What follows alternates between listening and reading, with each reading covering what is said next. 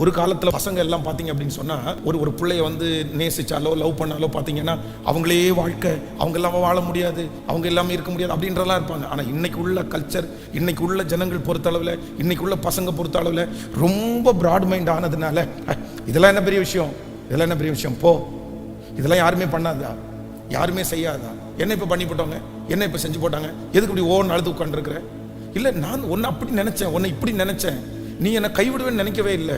தயவு செய்து பாய்ஸ் உங்களுக்கு கொடுக்குற எந்த வாக்குறுதியையும் தயவு செய்து நம்பாதீங்க. அவனுடைய வெளி தோற்றத்தை நம்பாதீங்க. நான் சொல்கிறேன், நீங்கள் எழுதி வச்சுக்கோங்க. ஒரு எக்ஸ்ட்ரீம் லெவலில் ஒரு மனுஷன் உங்களிடத்துல பழகிட்டாங்கன்னா அதற்கு பிறகு அவனுடைய வாக்குறுதிகள் ஒன்று கூட உங்களுக்கு நிறைவேறாது. இதை நீங்கள் எழுதி வச்சுக்கோங்க. அதனால் வந்து நான் பாதிக்கப்படுகிற ஒரு காரியத்திற்கு நான் கண்டிப்பாக என்ன பண்ண மாட்டேன்னா, நான் இடம் கொடுக்க மாட்டேன். இப்போ கடந்த சமீபத்தில் பார்த்தீங்க அப்படின்னு சொன்னால், நீங்கள் கூட நிறைய பேர் யூடியூப்பில் ஒரு நியூஸ் நீங்கள் கேள்விப்பட்டிருக்கலாம். ஒரு பொண்ணு பைக்கில் போகிற பொண்ணு ஒரு பையனை பார்த்து வந்து சிரிச்சிருக்காங்க. சும்மா ஜஸ்ட்டு வந்து சிரித்து வந்து ஹாயின்னு சொல்லிச்சா தெரியல, ஒரு புன்சிரிப்போடு சிரித்ததுக்கு அந்த பையன் வந்து அந்த பிள்ளைய துரத்திட்டு போய் அந்த பிள்ளைக்கு வந்து முத்தம் கொடுத்துட்டான் அப்படின்றதுல கேஸ் ஃபைல் பண்ணி அவனை அரெஸ்ட் பண்ணாங்க.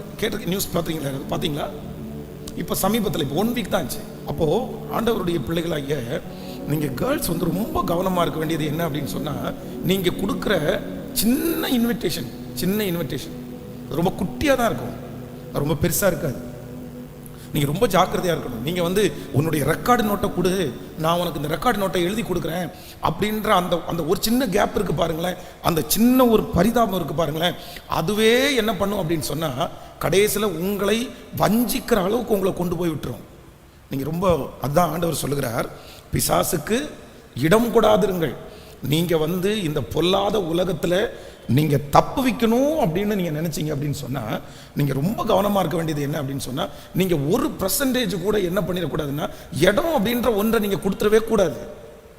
அப்புறம் இடம் கொடுத்துட்டு பேசிட்டு அதற்கு பிறகு வந்து அத்தனை எஸ்எம்எஸ் பண்ணிட்டு, நான் உன்னை பிரதராக நான் நினச்சேன், நீ இப்படி பண்ணுவேன்னு நான் நினைக்கவே இல்லை, நீ இப்படி என்னை அப்ரோச் பண்ணுவேன்னு நினைக்கவே இல்லை, இந்த மாதிரி ஒரு சூழ்நிலைக்குள்ளாக நீங்கள் ஒரு நாளும் வந்துடக்கூடாது.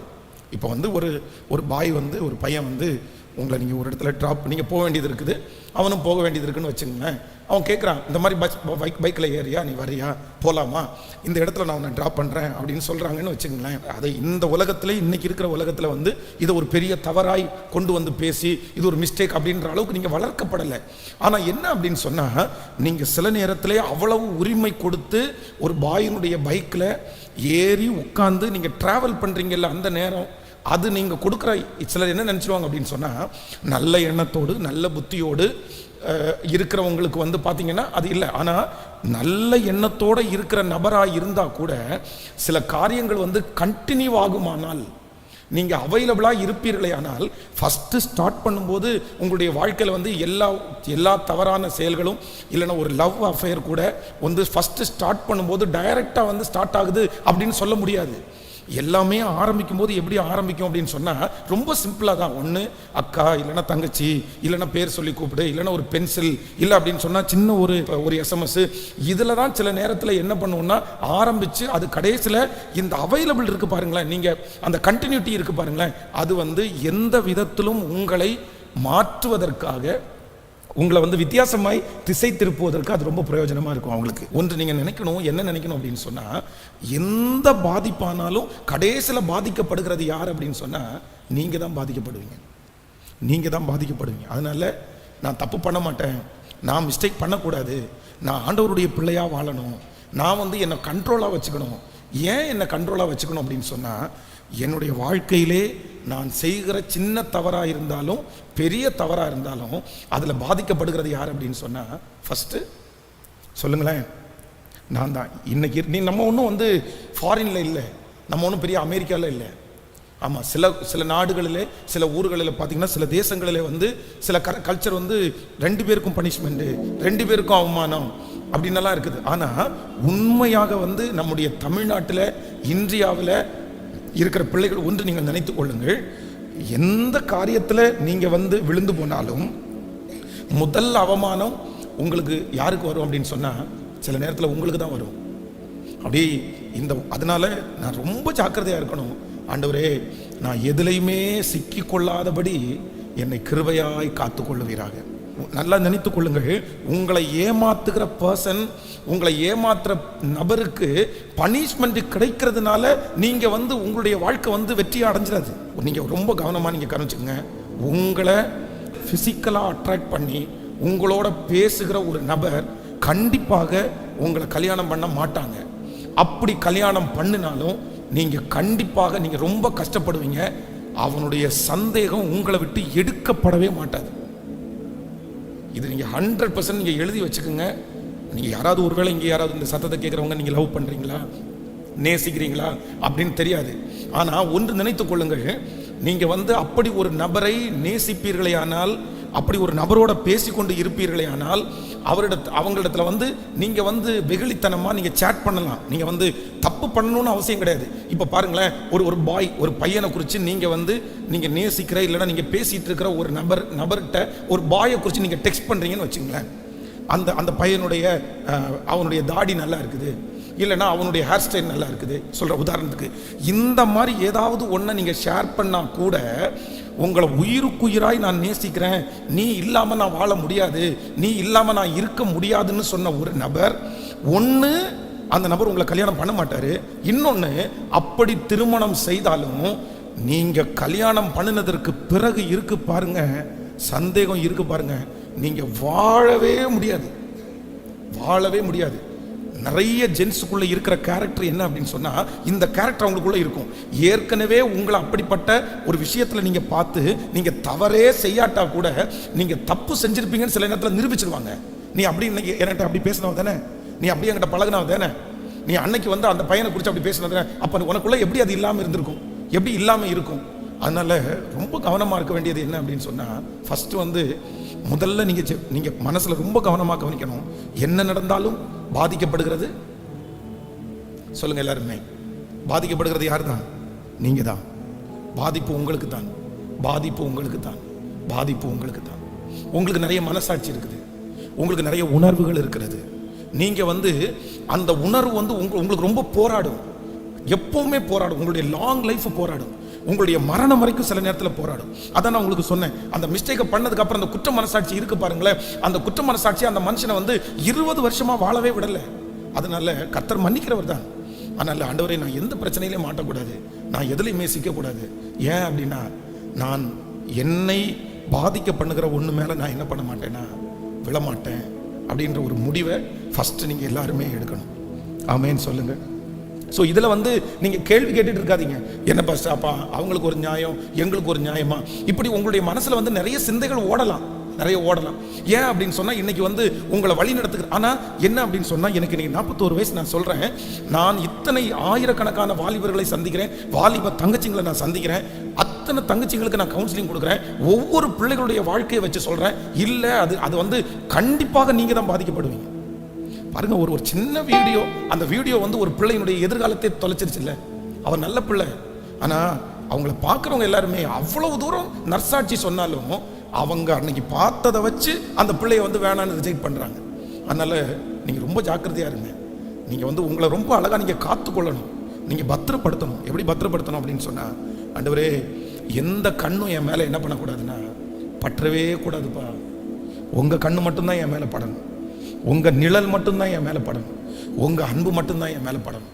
ஸோ இதுக்கு முன்னாடி உங்களுடைய சாட்சியை குறித்து உங்களுக்கு அக்கறை இல்லாமல் இருந்திருக்கலாம், உங்களுடைய ஃபியூச்சரை குறித்து உங்களுக்கு அக்கறை இல்லாமல் இருந்திருக்கலாம், எல்லாரும் ஒன்று தான் அப்படின்ற ஒரு சூழ்நிலைக்குள்ள நீங்கள் வந்திருக்கலாம். அவ்வளோதான், தப்பு பண்ணி முடிச்ச உடனே, இல்லைன்னா தப்பு பண்ணி ஒரு சின்ன மிஸ்டேக் பண்ணால் அது என்ன மறந்துட்டு போயிட்டே இருக்க வேண்டியதான், பண்ணாதவங்களா பண்ணலையா யாருமே அப்படின்னு நிறைய நீங்கள் சொல்லலாம்.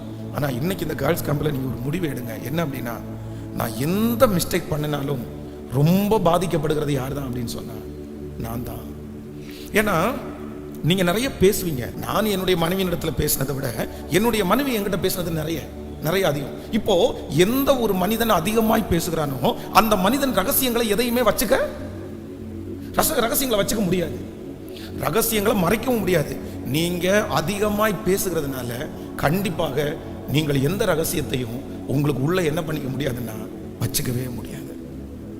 நீங்க மன்னிப்பீங்க, நீங்க மறப்பீங்க, ஆனா உங்களுக்குன்னு கொடுக்குற பர்சன் மன்னிப்பாரா அப்படின்றது நமக்கு தெரியாது. அதனால மனசுல ரொம்ப கவனமாய் கவனிங்கள். நீங்க ஒரு எஸ்எம்எஸ் அனுப்பினாலும், நீங்க ஒரு சேட் பண்ணாலும், நீங்க ஒரு கால் பண்ணி பேசினாலும், நீங்க ஒரு வண்டியில ஏறி டிராவல் பண்ணாலும், நீங்க காலேஜ் ஒருவேளை கட்டடிச்சு நீங்க போனாலும், பாதிக்கப்படுவது யார் அப்படின்னா நீங்க தான். பாதிக்கப்படுகிறது நீங்க தான். ஆண்டவர் உங்க மேல ஒரு பெரிய தரிசனத்தை வச்சிருக்கிறாரு. உங்களுடைய ஜெபத்தை கர்த்தர் கேட்கிறாரு. ஒரு குடும்பத்தை கட்டக்கூடிய பெரிய பொறுப்பை ஆண்டவர் கேர்ள்ஸ்க்கு தான் கொடுக்கிறாரு. நீங்க அடுத்து ஒரு குடும்ப ஸ்திரீயா மாற போறீங்க. நீங்க அடுத்து ஒரு ஃபேமிலி தலைவியா மாற போறீங்க. இன்னைக்கு உங்க அம்மாவை பார்த்துக்கலாம், உங்களை அப்பாவை பார்த்துக்கலாம். ஆனா நீங்க உங்க ஃபேமிலியை நடத்துறதற்கு எந்த ஒரு பாதிப்பும் இல்லாம என் வாழ்க்கை அமையணும்னு இன்னைக்கு ஆசைப்படுங்க. ஆண்டவர் நீங்க விருப்பப்படுகிறதை கர்த்தர் தருவதற்கு கர்த்தர் வல்லவராயிருக்கிறார். ஆமென்.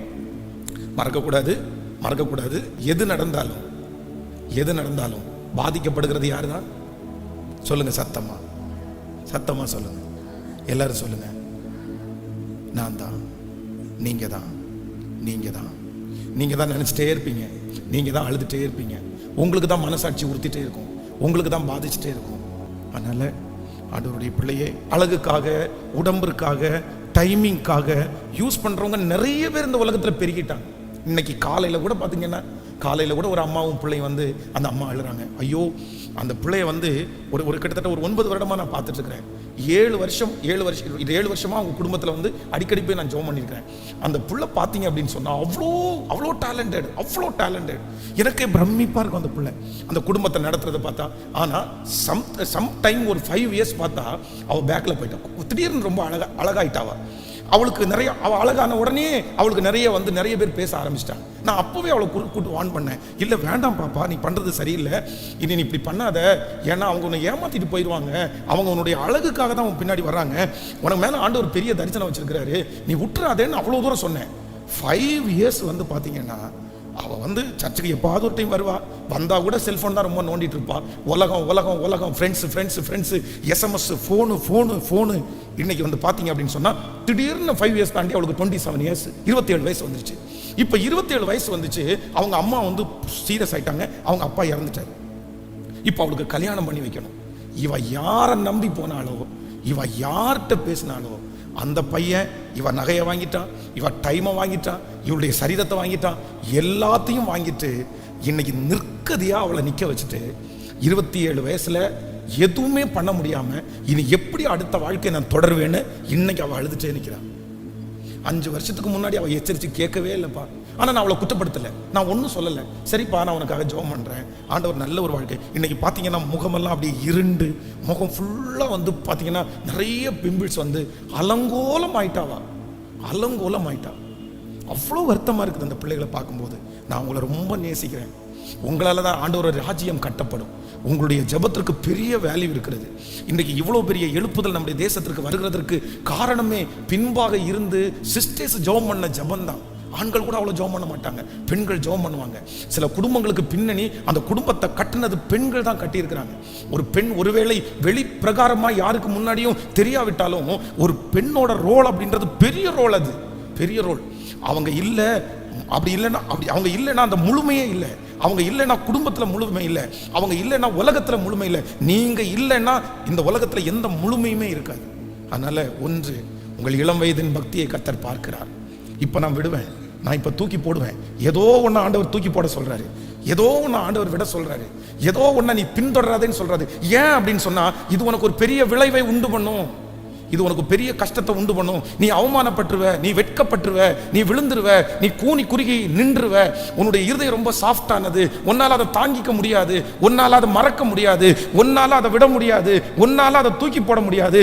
நாளைக்கு நீ அவமானப்பட்டு நின்றக்கூடாதுன்றதுக்காக ஆண்டவர் இன்றைக்கு என்ன அனுப்பி உங்கள்கிட்ட பேசிட்டு இருக்கிறாருன்னு நீங்க நினைங்க. நீங்க எந்த பதில என்ன எப்படி இருக்கீங்கன்னு எனக்கு தெரியாது. நான் வந்து எத்தனையோ மீட்டிங்ஸ் நடத்தியிருக்கிறேன். ஆனால் கண்டிப்பாக கேர்ள்ஸ் மீட்டிங் நடத்தும் போது உங்களுடைய ரெஸ்பான்ஸ், உங்களுடைய பாட்டு, நீங்கள் உங்களுடைய கீழ்ப்படிதல், நீங்கள் வீட்டில் எப்படி இருக்கீங்கன்னு தெரியல. ஆனால் எனக்கு உங்களை ரொம்ப அட்மையர் பண்ணுறேன், உங்களை நான் ரொம்ப நேசிக்கிறேன். ஆனால் நீங்கள் பாதிக்கப்படுகிறத என்னால் பார்க்கவே முடியாது.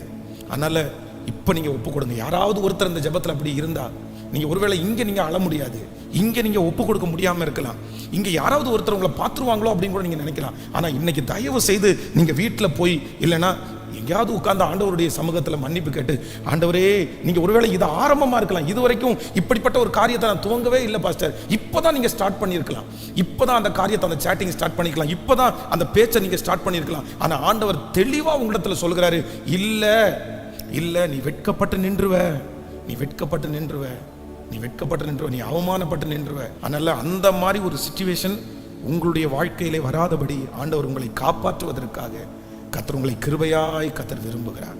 நான் இனி பேச மாட்டேன், நான் இனி பழக மாட்டேன், நான் இனி அந்த காரியத்தை செய்ய மாட்டேன். ஏன் அப்படின்னா நான் பின்பாக வருகிற அந்த விளைவுக்காக இன்றைக்கே நான் என்ன பண்றேன்னா என்னை முழுவதுமாக ஒப்பு கொடுக்கிறேன். ஆமென் சொல்லுங்கள் பார்க்கலாம்.